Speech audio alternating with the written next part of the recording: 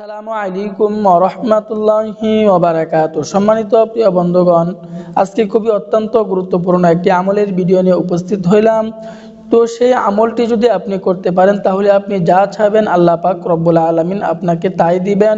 অত্যন্ত পাওয়ারফুল, অত্যন্ত ক্ষমতাবান এই চারটি আমল, আল্লাহর কসমকে বলতেছি, এই চারটি আমল যদি আপনি করতে পারেন তাহলে আপনি দুনিয়াতে যা চাবেন তাই আল্লাহ পাক রব্বুল আলামিন আপনাকে দিবেন। অত্যন্ত পাওয়ারফুল এই চারটি আমল।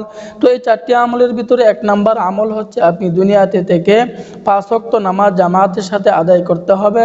কারণ রাসূল সাল্লাল্লাহু আলাইহি ওয়াসাল্লাম বলছেন, যে ব্যক্তি 5 ওয়াক্ত নামাজ জামাতের সাথে আদায় করবে আল্লাহ পাক রব্বুল আলামিন তাকে 5টা পুরস্কার দান করবেন। এক নম্বরের পুরস্কার, দুনিয়ার যত সমস্যা আছে, দুনিয়ার যত ঝামেলা আছে আল্লাহ পাক রব্বুল আলামিন পুরা করে দিবেন।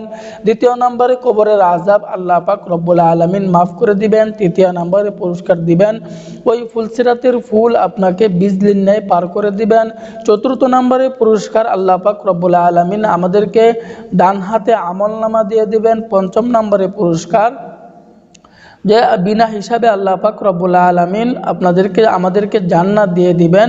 তাহলে 5 ওয়াক্ত নামাজ এক নাম্বার আমল, 5 ওয়াক্ত নামাজ আমাদেরকে জামাতের সাথে আদায় করতে হবে।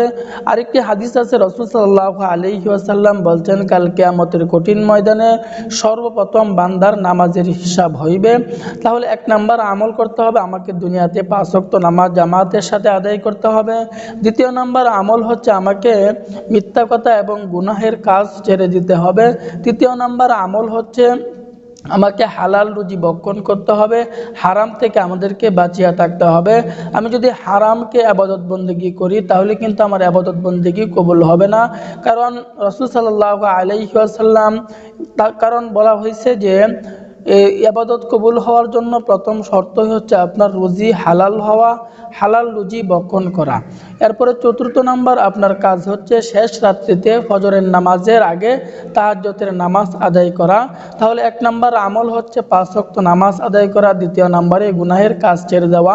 তৃতীয় নাম্বার কাজ হচ্ছে আপনাকে হালাল রুজি ভক্ষণ করা।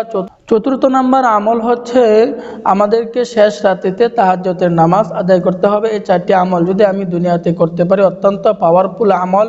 এই আমলটি করে আমি যা চাবো আল্লাহ পাক রব্বুল আলামিন আমাদেরকে তাই দিবেন। আল্লাহ পাক রব্বুল আলামিন আমাদের সকলকেই বোঝার তৌফিক দান করুন, আমিন।